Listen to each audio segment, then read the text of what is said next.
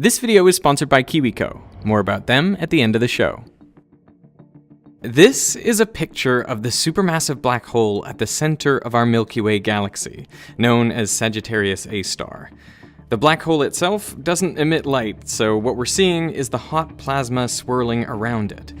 This is only the second picture of a black hole ever. It was taken by the Event Horizon Telescope collaboration, the same people who brought you this image of the supermassive black hole at the center of galaxy M87. Now, their original plan was to image Sagittarius A star first. Since it's in our own galaxy, it is 2,000 times closer than M87 star. But it's also over 1,000 times smaller. So from Earth, it appears only slightly larger than M87 star. And there are a number of additional challenges to observing it. First of all, there is a lot of dust and gas between us and the center of our galaxy, so you can't even see it with visible light. In this video from the European Southern Observatory, we zoom in on our galaxy's core. As we get closer and closer, at some point we have to switch over to infrared light, which can better penetrate the debris, allowing us to see it from Earth.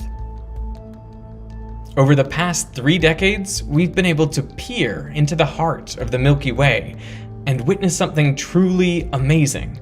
A collection of stars zipping around on all kinds of eccentric orbits. They go incredibly fast. One of the stars was clocked going 24 million meters per second. That's 8% the speed of light. All these stars appear to be orbiting something incredibly massive and compact. But this object isn't glowing brightly like a star. If you watch closely, you can see it flicker now and then. This is what we believe to be a supermassive black hole. From the motion of the stars around it, we can infer that the black hole's mass is about 4 million times that of our sun, but all crammed down into a tiny point, the singularity. Anything, including light, that comes within a Schwarzschild radius of this point can't escape and ends up in the singularity. So for us to see any radiation from the black hole, it must come from further out than this, usually from superheated plasma as it falls in. But for its size, Sagittarius A star doesn't consume much matter. It's unusually quiet and dark.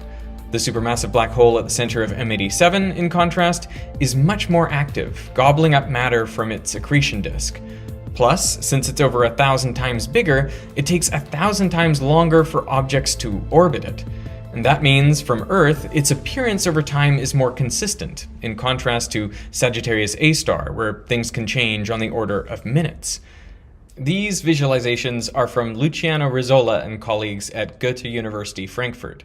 But the biggest challenge of all in making an image of either supermassive black hole is that these objects are so compact and so far from Earth, in the sky they appear very, very tiny.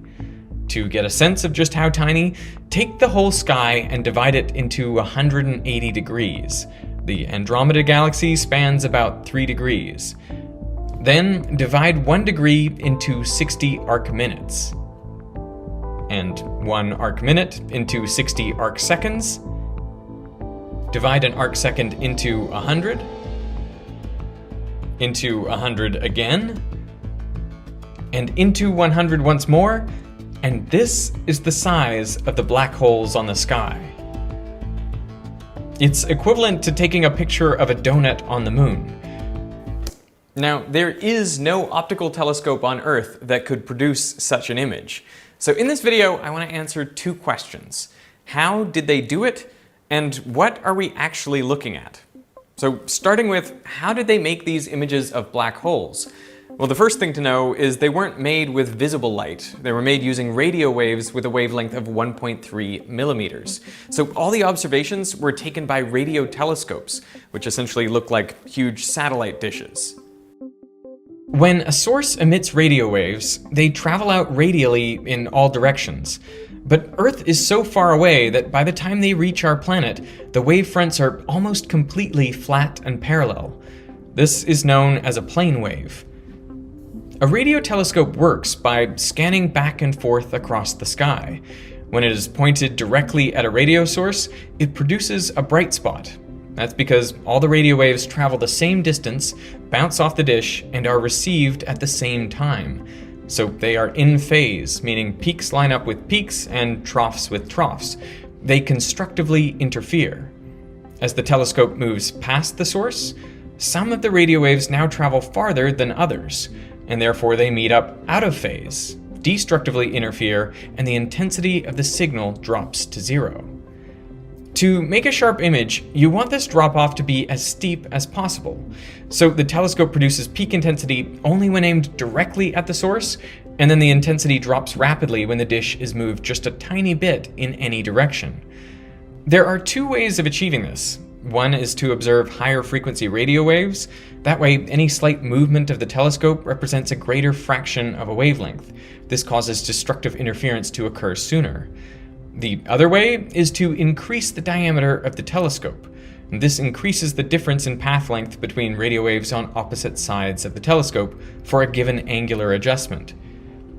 How narrowly a telescope can identify the source of radio waves is known as its angular resolution. You can think of it as the size of the spot on the sky that the telescope is sensitive to. It is proportional to wavelength and inversely proportional to the diameter of the telescope. The challenge with making a picture of a black hole is that you're trying to see the structure in a tiny area of the sky. Imagine scanning a radio telescope across the center of a black hole. You would want to see the bright spot as the telescope passes over the left edge, and then a dark spot, and then another bright spot as it passes the right edge. The problem is, for any individual radio telescope on Earth, the angular resolution is too large. So as it passes over the black hole, it would still be receiving radio waves from the left side as it begins receiving radio waves from the right side. The resolution isn't high enough to tell if there's a ring structure there, as we'd expect with a black hole, or if it's just a blob.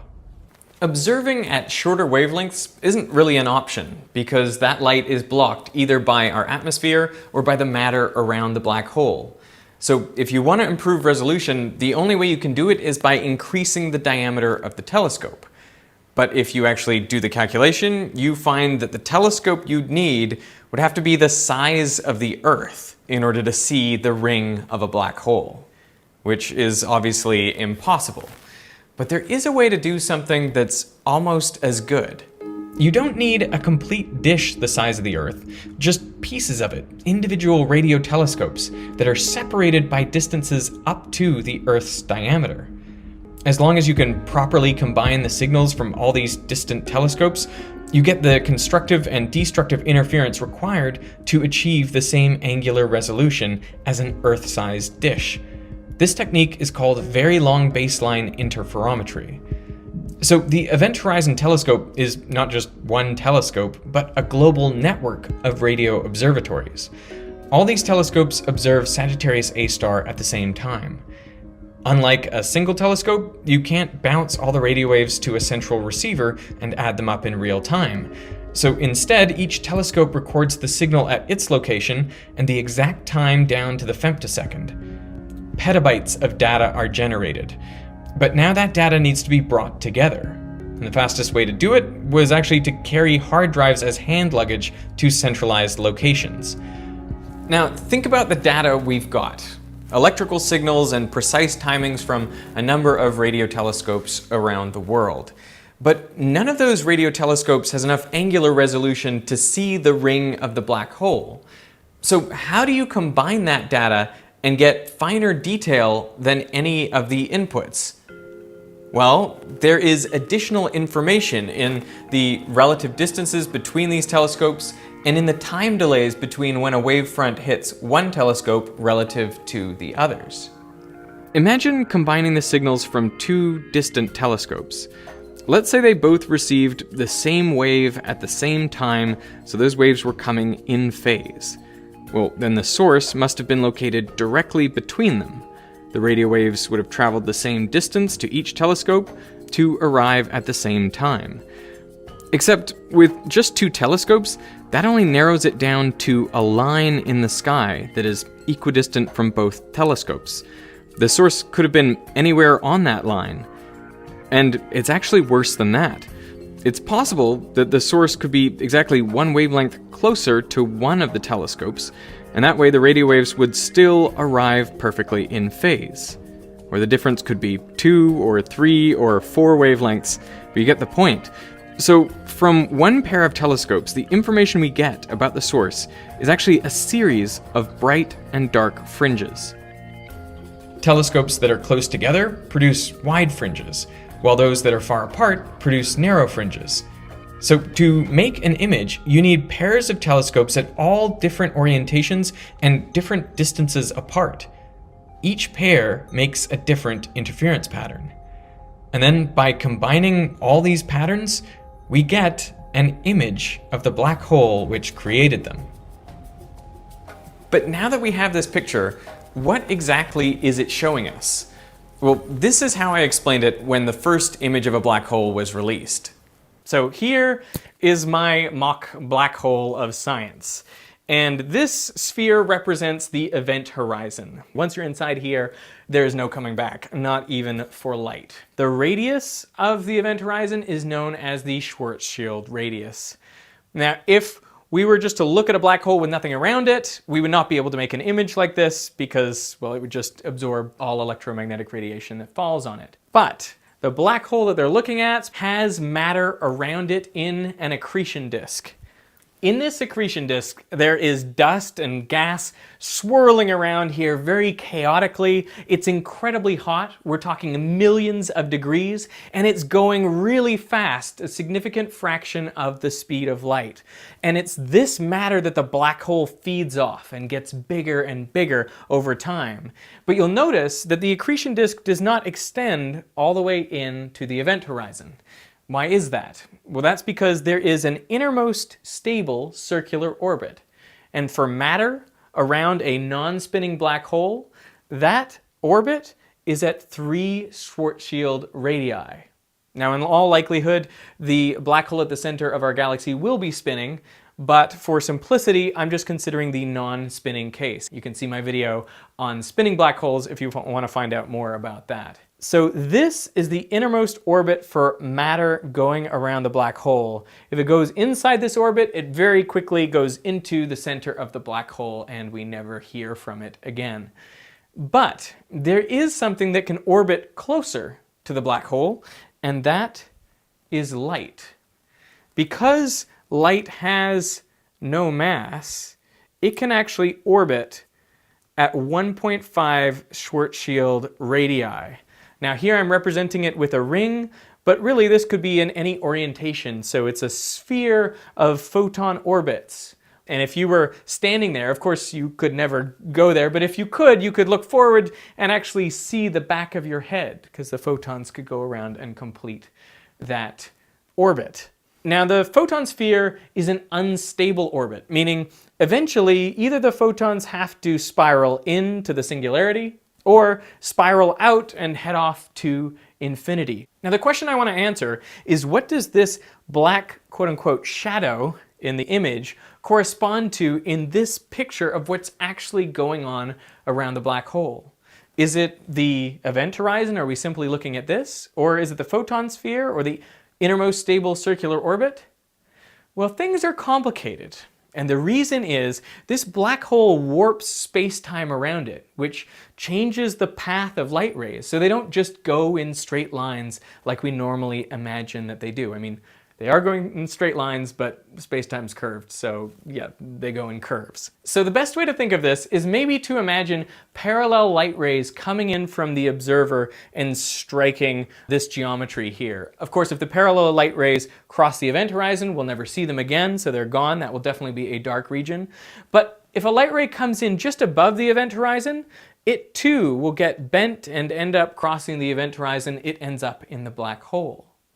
Even a light ray coming in the same distance away as the photon sphere will end up getting warped into the black hole and curving across the event horizon. So in order for you to get a parallel ray which does not end up in the black hole, you actually have to go out 2.6 radii away. if a light ray comes in 2.6 Schwarzschild radii away, it will just graze the photon sphere at its closest approach, and then it will go off to infinity. And so the resulting shadow that we get looks like this. It is 2.6 times bigger than the event horizon. And you say, what are we really looking at here? What is this shadow? Well, in the center of it is the event horizon. It maps pretty cleanly onto the center of this shadow. But if you think about it, light rays going above or below also end up crossing the event horizon just on the back side. So in fact, what we get is the whole backside of the event horizon mapped onto a ring on this shadow. So looking from our one point in space at the black hole, we actually get to see the entirety of the black hole's event horizon. I mean, maybe it's silly to talk about seeing it because it's completely black, but that really is where the points would map to on this shadow. It gets weirder than that. Because the light can come in and go around the back and say get absorbed in the front, you get another image of the entire horizon next to that, and another annular ring, and then another one after that, and another one after that, and you get basically infinite images of the event horizon as you approach the edge of this shadow. So what is the first light that we can see?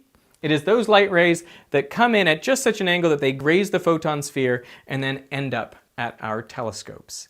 And they produce a shadow which is 2.6 times the size of the event horizon. So this is roughly what we'd see if we happen to be looking perpendicular to the accretion disk.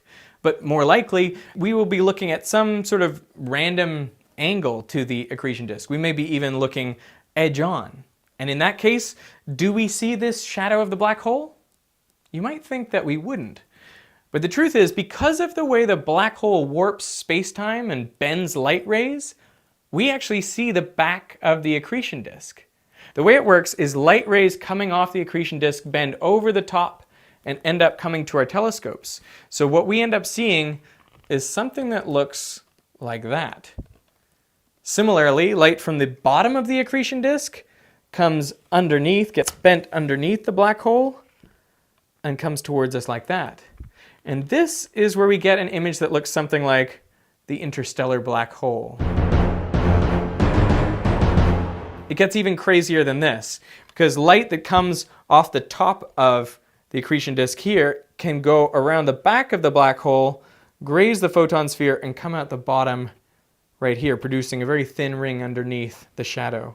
Similarly, light from underneath the accretion disk in the front can go underneath and around the back and come out over the top, which is why we see this ring of light here.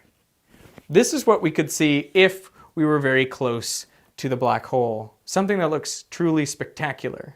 One other really important effect to consider is that the matter in this accretion disk is going very fast, close to the speed of light, and so if it's coming towards us, it's going to look much brighter than if it's going away. That's called relativistic beaming or Doppler beaming.